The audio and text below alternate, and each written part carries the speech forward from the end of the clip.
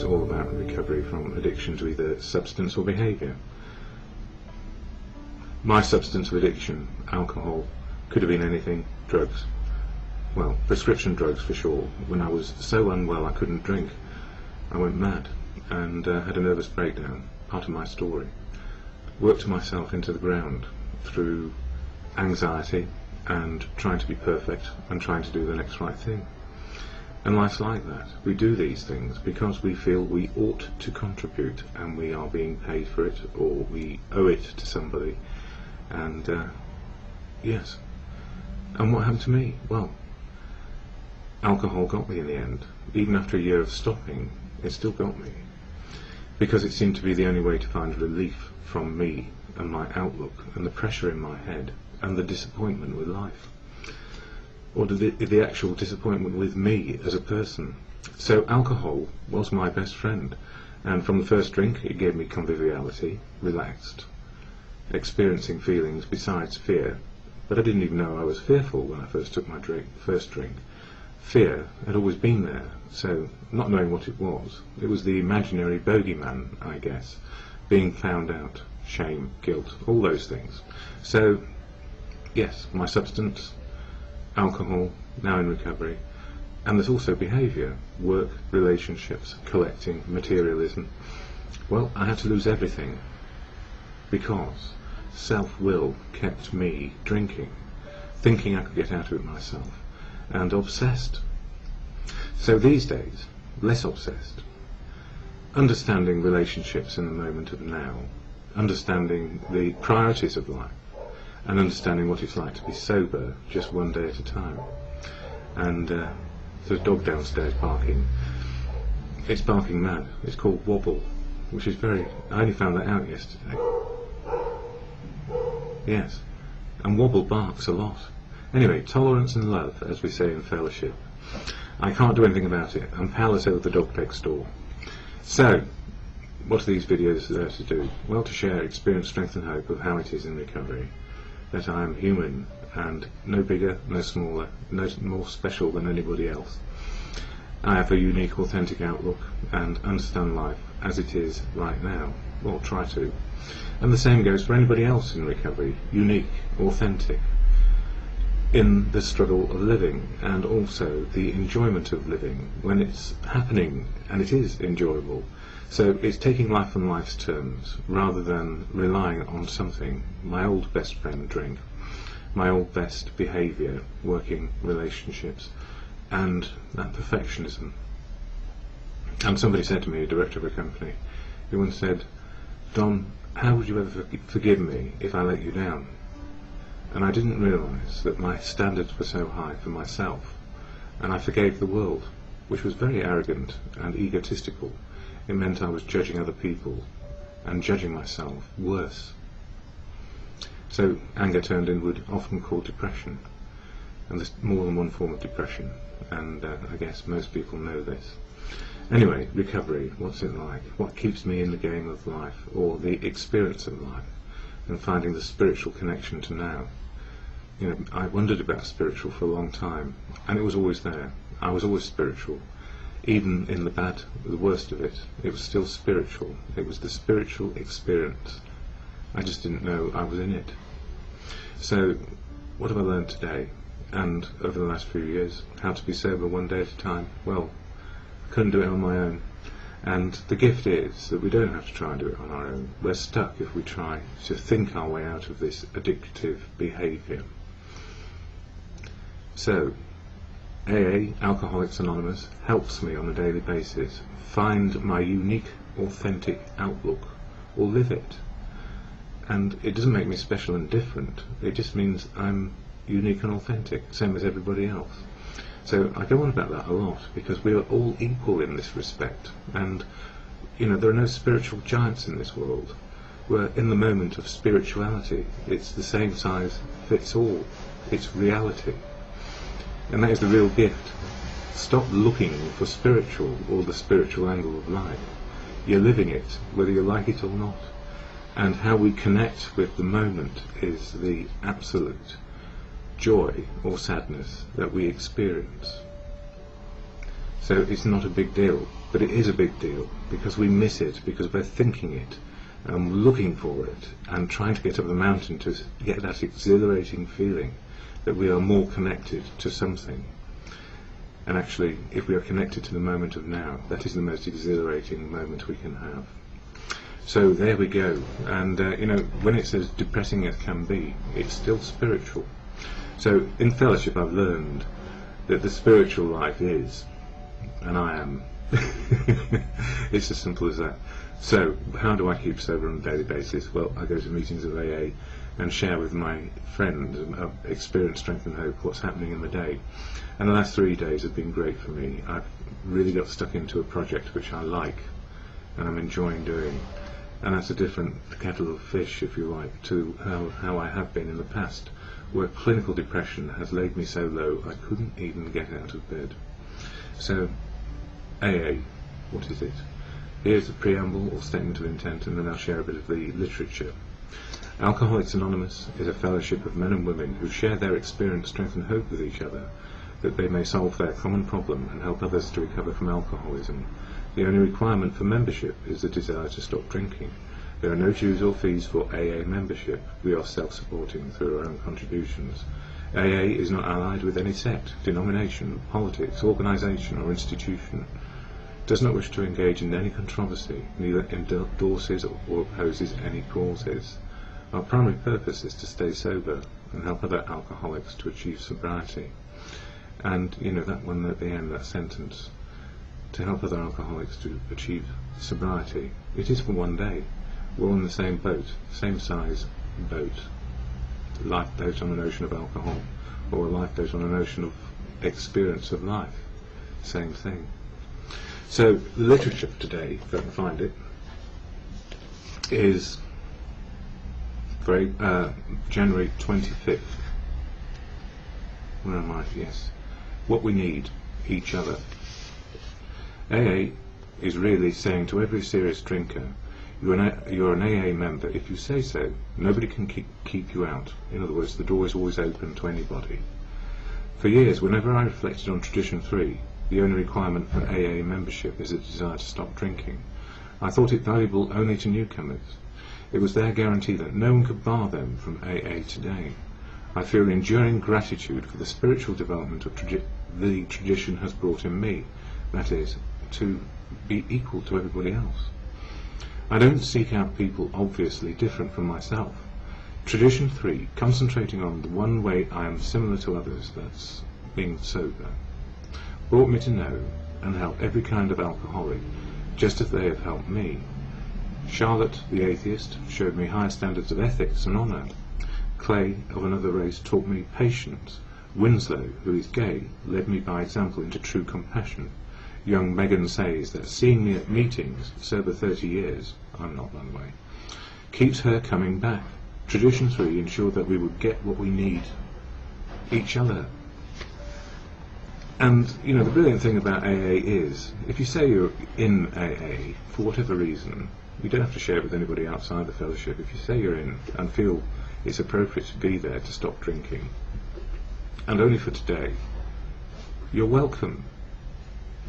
And even if you're just trying to find out if drinking is your problem, you're welcome.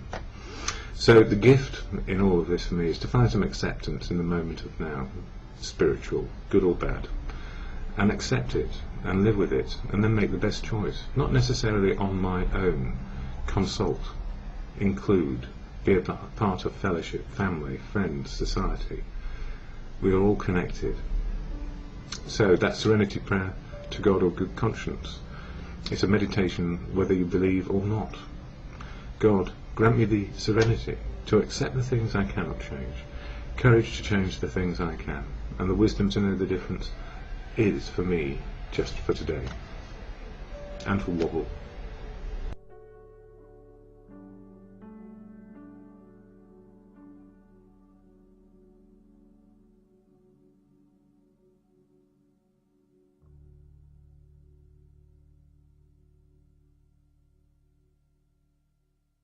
And I've been already to a meeting of AA, the Fellowship of AA, Alcoholics Anonymous. Why do I go there? Because I'm a recovering alcoholic.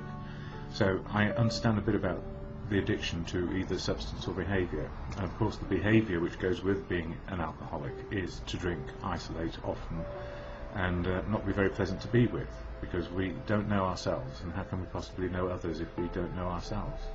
So it's been said to me this morning, very, very gratefully received, that I need to put myself first, and that message really is connected with the whole programme of the Fellowship of AA.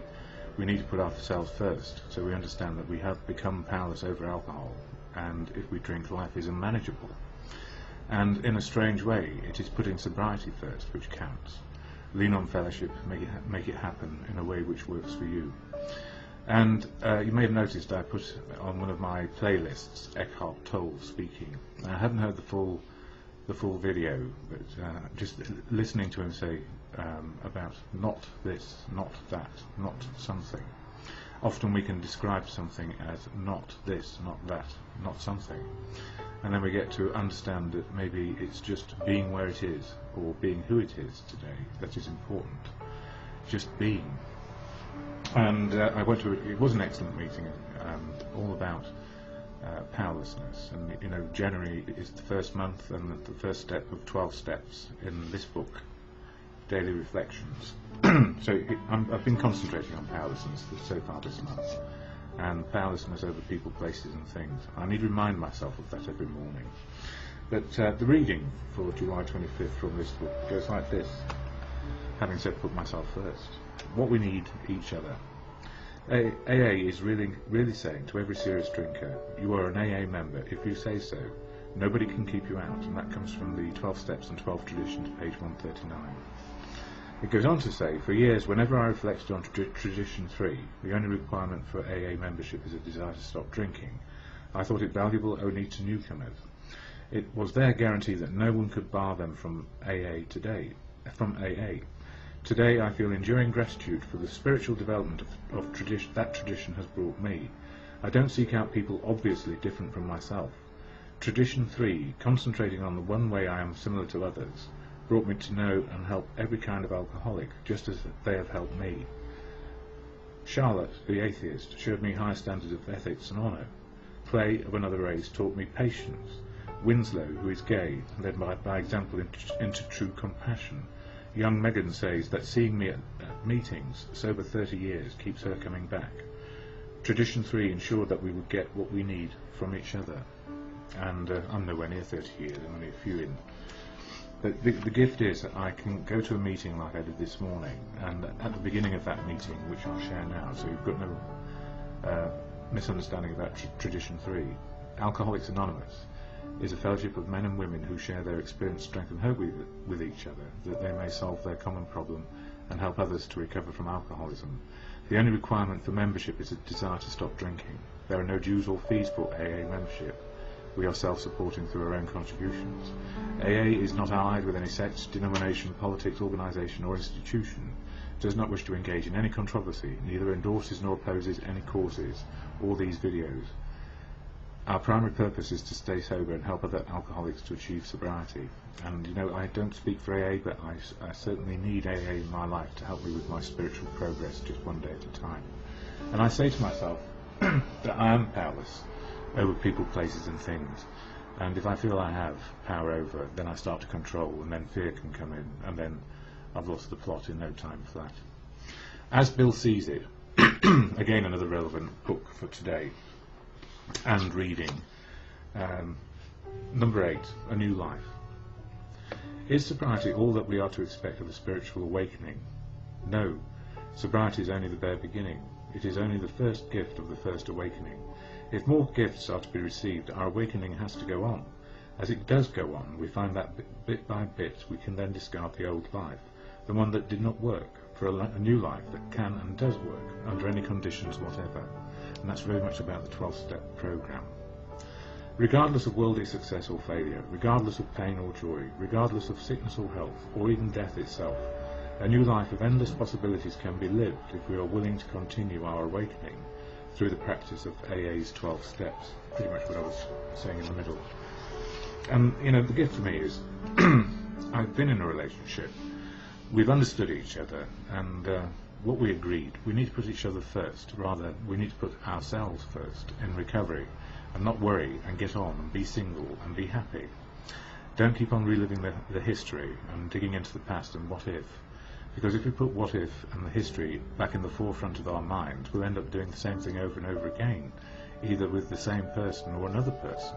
So it's about moving on and understanding what is this spiritual life. It's learning what is honest, open and truthful as each moment ticks by. And Eckhart Tolle, the guy I put on my front page, if you like, this morning, I have a lot of time for, although time is a relative thing. Timelessness is what he is about. And in this book, Practicing the Power of Now, Essential Teachings and Meditations and Exercises, it fell open on Chapter 3, Entering the Now. I have got time to cover this a bit. It says here, with the timeless dimension comes a different kind of knowing, one that does not kill the spirit that lives within every creature and everything. A knowing that does not destroy the sacredness and mystery of life, but contains a deep love and reverence for all that it is. A knowing of which the mind knows nothing. Break the old pattern of present moment denial and present moment resistance. Make it your practice to withdraw attention from the past and future whenever they are not needed. Step out of time dimension as much as possible in everyday life. If you find it hard to enter the now directly, start by observing the habitual tendency of your mind to want to escape from the now. You will observe that the future is usually imagined as either better or worse than the present. If the imagined future is better, it gives you hope or pleasurable anticipation. If it is worse, it creates anxiety. Both are illusory. Through self-observation, more presence comes into your life automatically. The moment you realize you are not present, you are not present. You are present. Whenever you are able to observe your mind, you are no longer trapped in it. Another factor has come in, something that is not of the mind, the witnessing presence. And to illustrate that, for me, last night I was trying to lose myself in TV programs whilst I couldn't sleep, and all the time I was watching, I was not present because I hadn't got a clue what happened in those programs.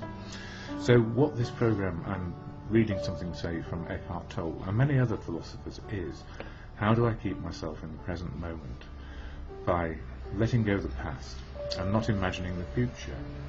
And that can be very hard because sometimes the very present moment feels hurtful, or like Tolle says, it's full of anticipation about what might be in the future. It could be good or bad. But if we're thinking and feeling our way into the future without being able to experience the present, we're not in this timeless moment of now. So I wonder, how am I feeling this morning? These are my questions. How am I feeling this morning? I've had a good conversation to understand singledom and understand that is a good place to be able to put myself first rather than putting everybody else first ahead of me. Because if I don't understand where I am right now, and if I don't understand my powerlessness over alcohol and unmanageability, and my powerlessness over other people, places and things, I cannot get my choices right, and I cannot experience the moment of now as it is. My surroundings, the fact that where I live is okay, I have a roof over my head, that I can go to meetings and I can hear wisdom from people who are happy or sad, hurting or absolutely joyous about life. It's being able to see and understand and experience those emotions, either going with them, but then finding my own inside. So my feelings this morning, relief, understanding, and being myself. I guess maybe that is putting myself first, but only in the best possible way. And always the serenity prayer helps me. God, grant me the serenity to accept the things I cannot change, courage to change the things I can, and the wisdom to know the difference. And actually, wisdom comes with living in the present moment as we go along. So my time is up, and what a relief for me today just to be me, and to give unto the world as it gives to me, as best I can.